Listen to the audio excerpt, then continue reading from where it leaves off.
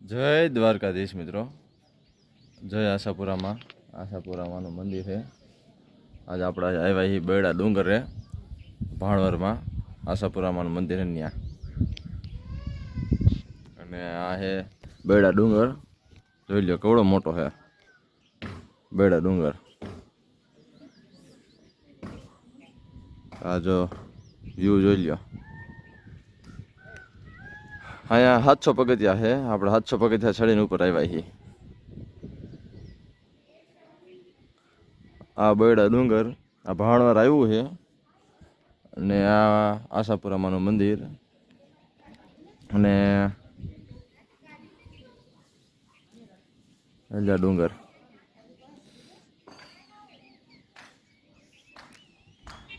તો હાલો બાય, મળી આવું કંઈક બીજું લઈને. જય દ્વારકાધીશ.